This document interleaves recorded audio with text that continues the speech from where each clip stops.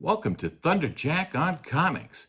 A lot of people have been talking about their favorite homage covers in comic books, and I thought I would do this with a little twist because there's a lot more to homage covers than what we usually see, which is, hey, here's Amazing Spider-Man 252, which is homage to Amazing Fantasy, number 15, the first appearances of Spider-Man versus the first appearance of Spider-Man in the black suit years later. Or another one that's a favorite of mine also is Thor 337 with the Beta Ray Bill cover from Walt Simonson, which he reimagined for a later comic book, more recent, called What If Donald Duck Became Thor? And it's the same pose that he had Beta Ray Bill in, but this time it's Donald Duck as Thor.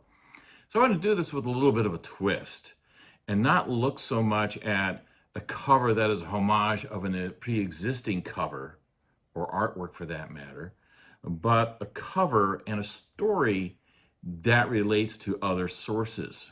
In the first case, I have GI Combat number 148. I actually do have a copy of this.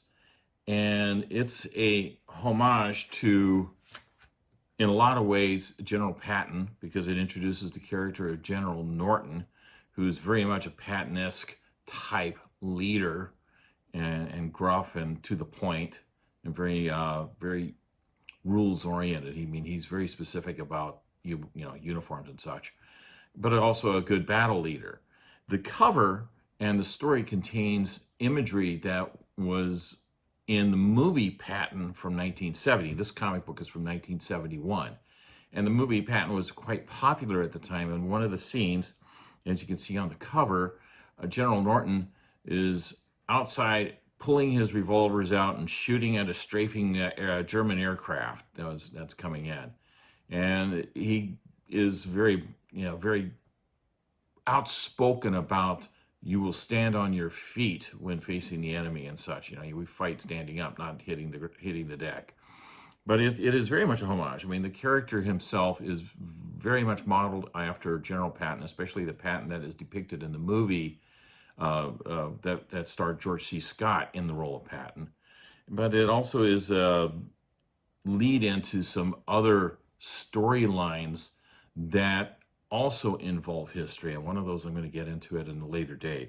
This particular issue, though, is very much an important one for me. I owned this one as a kid, not this particular copy, but I did have it as a kid, and I was a regular reader, both GI Combat and the second one I'm going to bring up, which is Our Army at War number 113. I never owned this comic book. I still don't own it. I'm looking for a copy that's in a good condition, but so far I'm only finding really low quality ones that are for sale for way too much money, at least for my taste.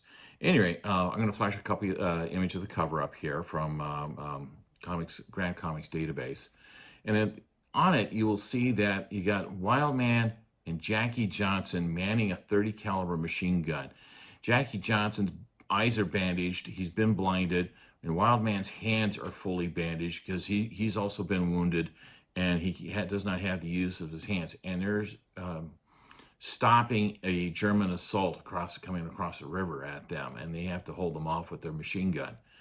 This, you may wonder why I think this is a homage, and that's because not too long ago I was watching a history series called Shootout. And the episode was about the Battle of Guadalcanal. And in it, one of the firefights they talked about involved two Marines, one named Schmid and the other one Leroy Diamond. They were manning a .30 caliber water-cooled machine gun defending I think it was they were actually defending Henderson Field at that point of the battle, and preventing the Japanese from retaking it. And they were, Diamond was already wounded. His hands were useless, so he was helping Schmid direct where to point the gun when a grenade went off in front of their gun emplacement, blinding Schmid. And they continued to fight with Diamond directing Schmid how to reload the machine gun and where to direct his fire in short bursts. The story is also reflected in issue 113 of Our Army at War, which happily was just reprinted in this book for Sergeant Rock. I was able to acquire a copy recently. I ordered it off of Amazon. And it's one of the last ones featured in here towards the back. And so I've read it. It's also considered a key issue, sorry about that, in that it is the first appearance of both Jackie Johnson and Wild Man in GI Combat.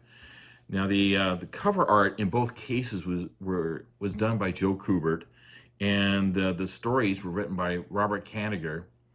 The art for the GI Combat one was done by Russ Heath, and he had a history of collecting World War II and other military surplus to use for his artwork.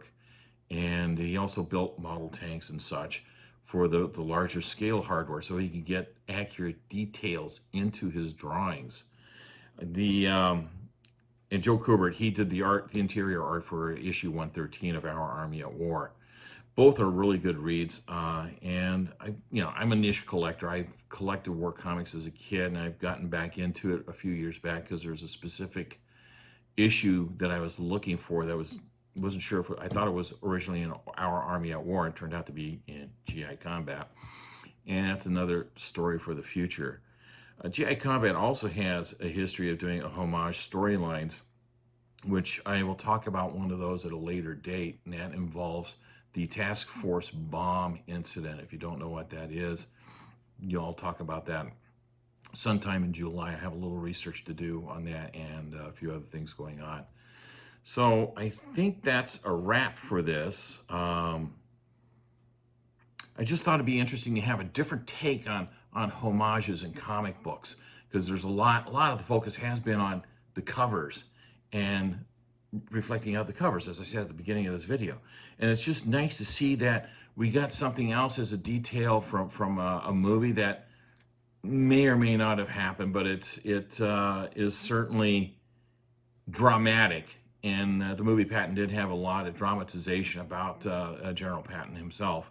And so that this is a dramatization, and it's heavily influenced by that movie and George C. Scott's performance. And then, of course, the issue 113 of Our Army at War, which, it goes back to the Battle of Guadalcanal. The story reflects it as well as the imagery and the cover design.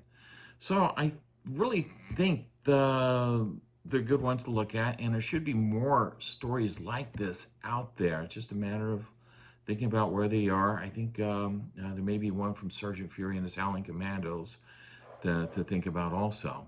But that's a story for another time. So that's it for this time around. Thanks for tuning in to Thunderjack on Comics.